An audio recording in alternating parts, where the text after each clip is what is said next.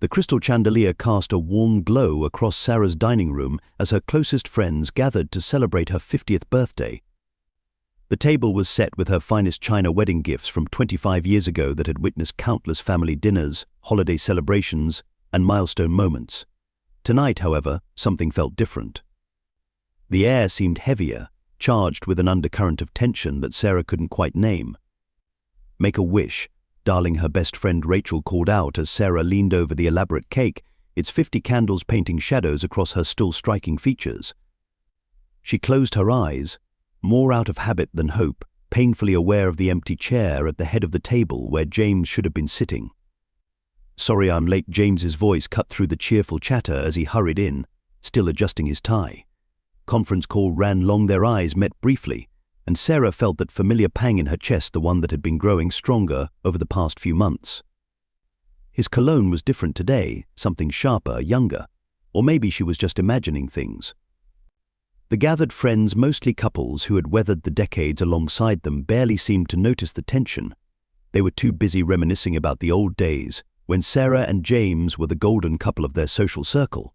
High school sweethearts, who had built a beautiful life together, a successful medical practice for him, 2 wonderful children now away at college, and their dream house in the suburbs. "Remember when James surprised you with that trip to Paris for your 40th?" Rachel's husband chuckled, raising his wine glass. That was something else. Sarah forced a smile, remembering how different things had been just 10 years ago. Back then, James would have moved heaven and earth to make her happy. Now, she couldn't remember the last time he'd even noticed her new haircut or looked up from his phone during dinner. As the evening wore on, Sarah found herself watching him more closely, the way he kept checking his phone under the table, how he barely touched his food, the slight smile that played across his lips whenever a message came through. She'd seen the signs before in other marriages, other lives.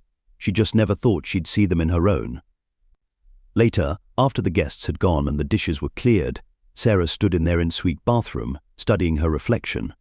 The woman looking back at her was still beautiful, with laugh lines that spoke of a life well lived and grey streaks in her dark hair that she'd finally stopped colouring. "Embrace your silver," her daughter had encouraged. "It makes you look distinguished." "I'll be working late again tomorrow," James called from the bedroom, his voice distant in more ways than one. "Big case coming up." Sarah watched a single tear roll down her cheek, catching the light like one of the diamonds in the bracelet he'd given her for their 20th anniversary. She wiped it away quickly, straightened her shoulders, and tried to ignore the lipstick stain she'd noticed on his collar, a shade of red she'd never worn. Sarah first heard the name Victoria at the hospital's annual fundraising gala. It floated across the crowded ballroom like a whisper. Victoria Chen, the new marketing executive hired to modernize the medical center's image. She was impossible to miss. 32, Harvard MBA, with a presence that commanded attention in her red designer dress. "James has been working closely with her on the rebranding," Dr. Patterson's wife mentioned casually over champagne. "Such a dynamic young woman. She's really bringing the practice into the 21st century." Sarah watched from across the room as Victoria laughed at something James had said, her hand lingering just a moment too long on his arm. James seemed different around her, more animated, younger somehow. He hadn't looked at Sarah that way in years. The weeks that followed brought a parade of late nights and missed dinners. James's excuses grew more elaborate: emergency consultations, strategy meetings, client events. Sarah found herself eating alone more often than not, the silence of their empty nest echoing louder than ever. "I'm worried about us," she finally said one night, after he'd missed their standing Thursday date night for the 3rd time. "We barely talk anymore. You're never home. When was the last time we actually spent time together?" James barely looked up from his phone. "You're overreacting, Sarah. The practice is going through changes. It's a crucial time. You know how important this is for my career." But it wasn't just the absences. It was the little things: the gym membership he suddenly renewed, the new wardrobe, the password changed on his phone, the way he'd step out of the room to take calls, speaking in hushed tones. Each detail another crack in the foundation of their marriage. The truth finally shattered their world on a rainy Tuesday afternoon. Sarah had decided to surprise James at his office, hoping to reconnect over lunch. As she approached his door, she heard laughter, his and someone else's. Through the frosted glass, she could make out two silhouettes, standing far too close. Her hand trembled as she pushed the door open. Time seemed to stop as she took in the scene: James and Victoria springing apart, lipstick smeared, his collar askew. The takeout containers on his desk set for two. The guilty flush creeping up his neck. "Sarah," he stammered. "I can explain." But there was nothing to explain. 25 years of marriage crystallized into this single, devastating moment.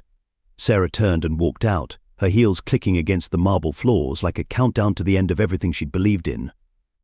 The confrontation that night was both terrible and liberating. Words they couldn't take back flew like shrapnel. "She understands me, we've grown apart, I never meant for this to happen, and finally, the killing blow: I want a divorce." Sarah sat in their kitchen, the one they'd renovated together just last year, as James outlined his plans. He'd already consulted a lawyer. He and Victoria had found an apartment. He'd tried to make it work but needed to find himself and be happy. 25 years, Sarah whispered, her voice breaking. Was any of it real? Of course it was, James replied, but he couldn't quite meet her eyes. We had good years. Great years, but people change, Sarah. We want different things now. The next few weeks passed in a blur of sleepless nights and endless tears. Sarah moved through her days like a ghost, barely eating, barely sleeping. Their children flew home, angry and confused. Friends called with awkward condolences. The familiar routines of her life felt like a foreign language she could no longer speak. She found herself doing strange things, sitting in her car outside their old date-night restaurant, wearing his forgotten sweatshirt to bed, scrolling through photos of happier times until her eyes burned. But the betrayal felt physical, like a wound that wouldn't heal. One morning, she caught herself Googling Victoria. The photos showed a woman who could have been Sarah 20 years ago, bright, ambitious, untouched by the sacrifices of building a life with someone. She wondered if Victoria knew what she was stealing, if she understood the weight of dismantling a quarter-century of shared dreams. The divorce papers arrived on a Thursday, delivered to the home they'd bought when Sarah was pregnant with their first child.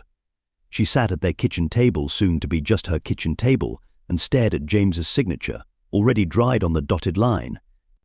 Each page felt heavy with the ghosts of broken promises. That night, alone in their bed, Sarah finally allowed herself to break completely. She sobbed until her throat was raw, until the pillowcase was soaked with tears, until the first light of dawn began to creep through the windows. But as she watched the sunrise, something else rose within her too, a tiny spark of anger, of defiance, of determination. She didn't know it yet, but this ending was about to become her most powerful beginning. The for sale sign went up in front of their colonial home on a crisp autumn morning. Sarah had initially insisted James keep the house. She couldn't bear the thought of Victoria living in the space where she'd raised her children. But as she packed each room, something unexpected happened. With every box sealed, every drawer emptied, she felt lighter. "You could always move in with me," Rachel offered, helping Sarah sort through decades of accumulated memories. "Just until you figure things out." Sarah shook her head, lifting a dusty photo album from the attic. "I need to do this on my own." As she spoke the words, she realized how long it had been since she'd done anything truly on her own. The small apartment she found downtown wasn't what she'd imagined for her 50s, but its blank walls felt like an empty canvas. One morning, as she unpacked her art supplies untouched since college, she discovered her old sketchbooks. Page after page of designs, dreams she'd set aside to support James's career and raise their family. "I forgot you used to design jewelry," her daughter Emma remarked during a video call, watching Sarah arrange her workbench by the window. "Remember that beautiful pendant you made for my 16th birthday?" Sarah touched the silver tools, feeling the familiar comfort of their weight. Before medical school, before James, she'd dreamed of crafting pieces that told stories. "Maybe it's time to remember," she murmured. The first piece she created was simple, a broken circle in sterling silver, its edges rough but deliberately beautiful. As she worked, memories surfaced: art school applications she'd never submitted, the small studio she'd planned to open, the future she'd traded for another. Her hands remembered more than her mind. Soon her apartment filled with the quiet sounds of creation, metal being shaped, stones being set, dreams being reborn. Each piece became a chapter in her story, not the story of James's wife or her children's mother, but her story. "You should sell these," Rachel insisted, examining a necklace that captured the moment of a wave breaking. "They're extraordinary." Sarah hesitated, but something had shifted inside her. The woman who would have dismissed the suggestion no longer existed. Instead, she found herself reaching for her laptop, researching online marketplaces, learning about social media marketing skills that felt foreign but exhilarating. Her first sale came unexpectedly, a custom piece for Rachel's niece's wedding, then another for a colleague's anniversary. Word spread through her old social circle, many of whom had quietly taken her side in the divorce. Each order felt like a vote of confidence, a reminder that she was more than her broken marriage. The community she built surprised her. Tuesday nights became sacred. A small group of women, all rebuilding their lives for different reasons, gathered in her apartment.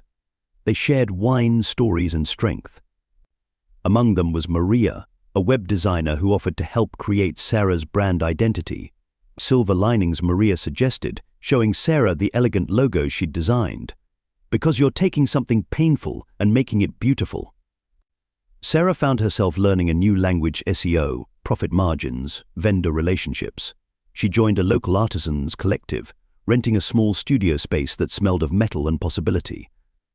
The woman who had once organized her life around James's schedule now moved to the rhythm of her own ambitions. The healing wasn't linear. Some days, the sight of a happy couple would send her spiraling. She'd find herself driving past their old house, wondering if Victoria had rearranged her garden. But increasingly, these moments felt like echoes rather than fresh wounds. Her therapist, Dr. Chen, no relation to Victoria, Sarah had checked, helped her understand that grief and growth could coexist. "You're not just surviving," she told Sarah during one session. "You're discovering who you are without the roles that defined you." The breakthrough came 6 months after the divorce was finalized. A major jewelry retailer spotted her work at a craft fair and ordered a complete collection. As Sarah sat at her workbench that night, surrounded by orders and designs, she realized she wasn't just filling time or distracting herself, she was building a future. Her children noticed the change during their monthly family dinner. "You seem different," Mum, her son, observed. "Happier, maybe." Sarah considered this as she served the pasta she'd learned to cook in her new cooking class, another rediscovered passion. "Not exactly happier," she replied. "More myself." That night, updating her business plan, Maria had insisted she needed one. Sarah found herself crying. But these tears were different from the ones she'd shed over James. These felt like rain after drought, washing away the last traces of the woman who had lived in the shadows of someone else's dreams. In her journal, a practice doctor Chen had recommended, she wrote, "I thought he broke me. Instead, he broke me open. And from that breaking, I'm growing into someone I never knew I could be." The downtown apartment James shared with Victoria sparkled with modern minimalism, all chrome, glass, and stark white walls. No family photos, no handmade quilts from Sarah's grandmother, no history. At first, that's exactly what he wanted: a clean slate, a fresh start, a life unburdened by decades of accumulated memories. Victoria filled their space with trendy art pieces and sleek furniture that made James feel like he was living in a magazine spread. "This is how successful people our age live," she'd say, emphasizing our in a way that made him simultaneously proud and uneasy. He'd find himself reaching for his reading glasses to check price tags, then remembering that Victoria had convinced him to get contact lenses instead. The first few months were intoxicating. Victoria's energy seemed limitless: late-night cocktail parties with her young professional friends, weekend trips to wine country, early morning yoga sessions. James threw himself into this new lifestyle with the desperation of a man trying to outrun his conscience, maxing out credit cards to keep up with Victoria's expectations. But reality had a way of creeping in through the cracks of their carefully curated life. The first fracture appeared during a dinner with Victoria's friends, all in their early 30s, discussing their 5-year plans. "James will be retiring just as I'm hitting my career peak," Victoria laughed, squeezing his hand. The comment hung in the air like stale smoke, and James suddenly felt every one of his 53 years. At work, the atmosphere had shifted. Long-time patients requested transfers to other doctors. Nurses who had known Sarah for years gave him cold, professional courtesy instead of warm familiarity. The hospital board, concerned about the practice's image, quietly suggested he step back from his leadership role.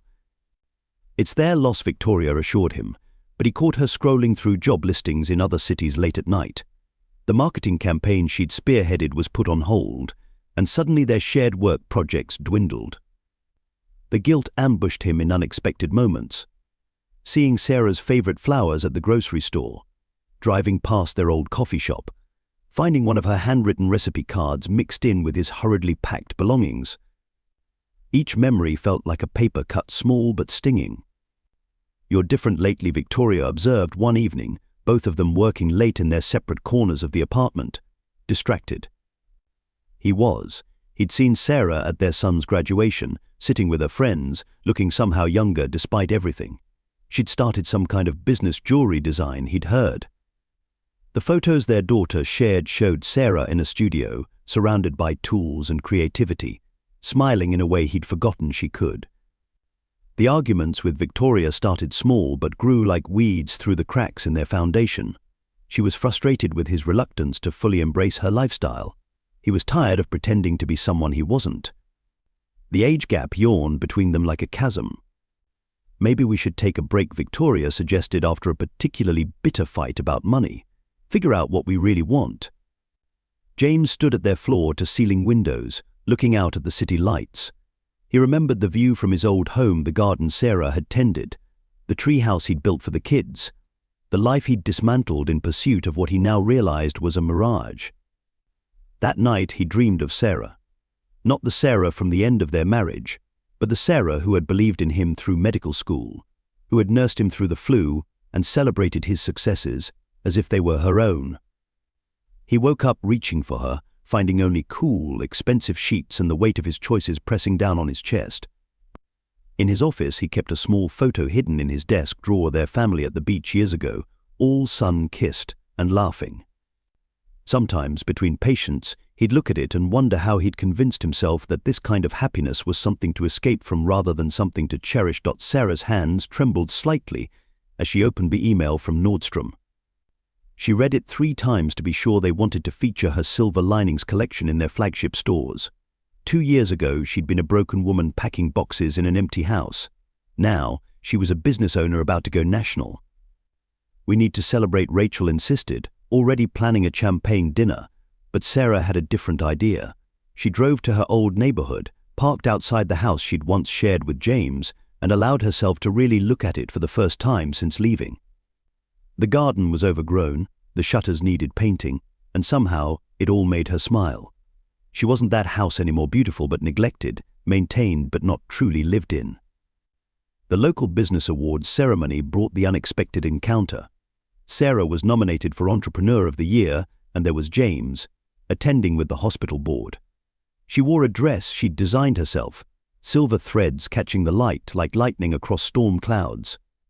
"You look," James started, catching her at the bar. Happy Sarah finished for him. "I am," she meant it. The awkward small talk that followed revealed the cracks in his seemingly perfect new life. Victoria had been traveling for work a lot lately.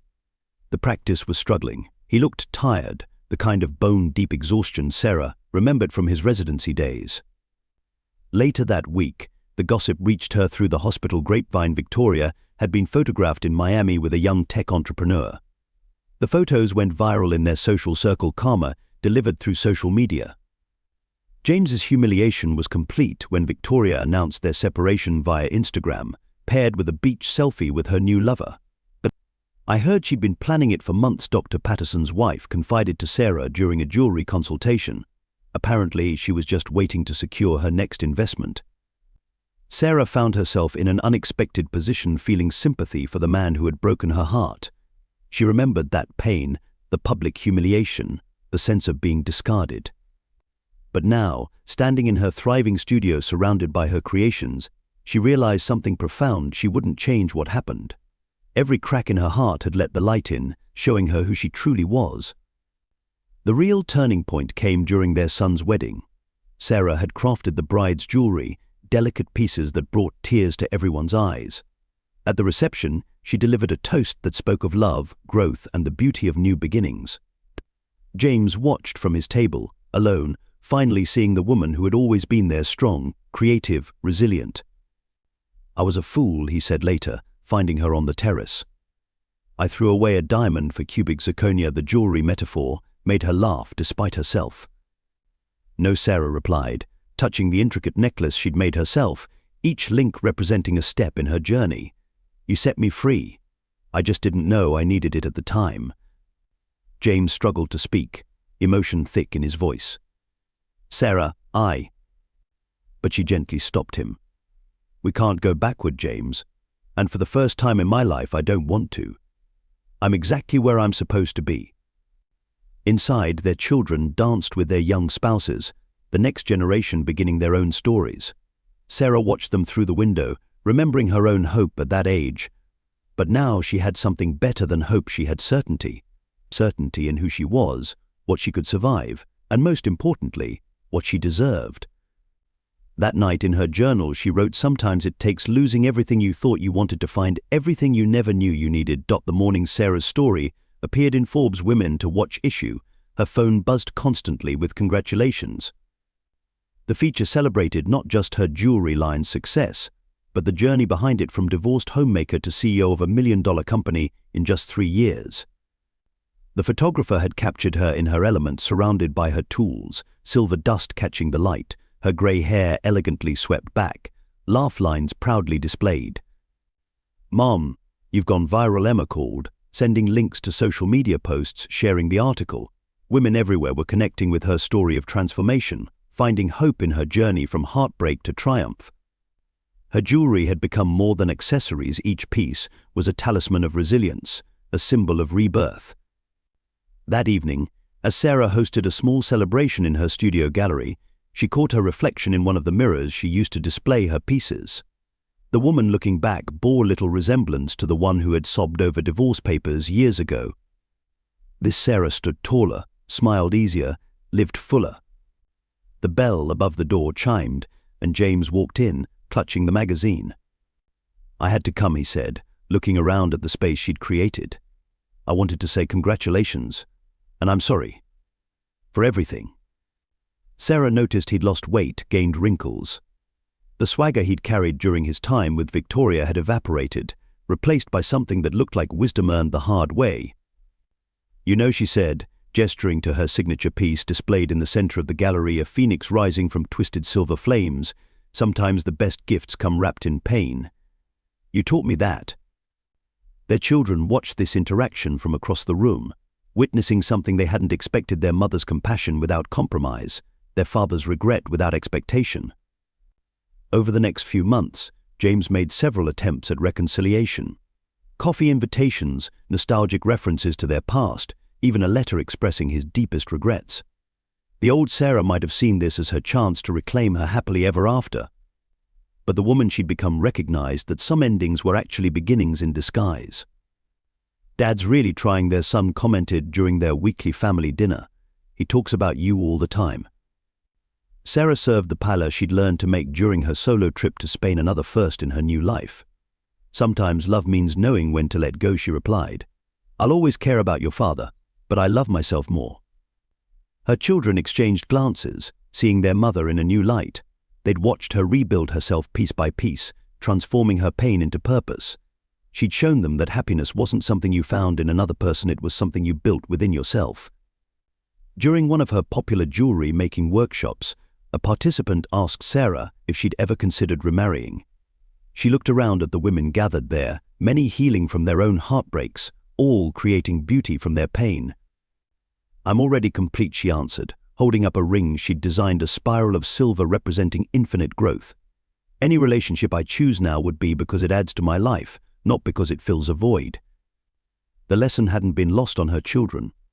Emma postponed her own wedding, taking time to build her career first. Their son ended a relationship that dimmed his light, citing his mother's example of choosing self-respect over settling. James eventually found his own path to healing, inspired by Sarah's transformation. He refocused on his practice, this time specializing in helping underserved communities. They learned to be friendly co-grandparents, their shared history a foundation for a different kind of relationship, one built on mutual respect rather than romantic love.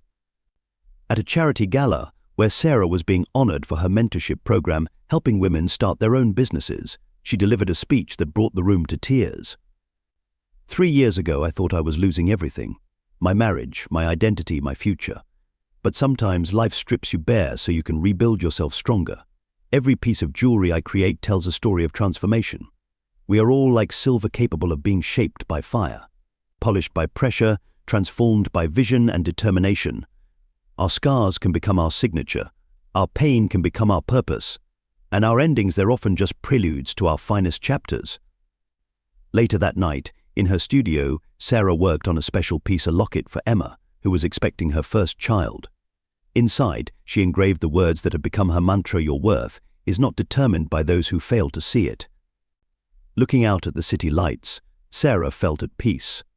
Her gallery was thriving, her children were flourishing, and most importantly, she had become someone she was proud to be. The woman who had once defined herself through her roles, wife, mother, supporter of others' dreams, had become the author of her own story. And it was more beautiful than any fairy tale ending she could have imagined. 5 years after signing those divorce papers, Sarah stands at the podium of a packed TEDx event, her signature silver jewelry catching the spotlights. The audience hangs on her every word as she shares her story of transformation. "People often ask me if I hate him, the man who left me for a younger woman after 25 years of marriage," she says, her voice steady and strong. "The truth is, I'm grateful. Not for the betrayal, but for the wake-up call. Sometimes the greatest gift someone can give you is leaving you when you've forgotten how to leave yourself." In the front row, her children beam with pride. Behind them sits James, older now, humbled by life's lessons. He's learned the hard way that youth fades, but character endures. Victoria is long gone, but the wisdom her betrayal taught him remains. Happiness built on someone else's pain was never meant to last. Sarah continues, holding up one of her most famous pieces, a broken circle reformed into a spiral of infinite possibility. This isn't just jewelry. It's a reminder that our breaks can become our breakthroughs, our endings can become our elevations, and sometimes, losing what we thought we wanted leads us straight to what we always deserved.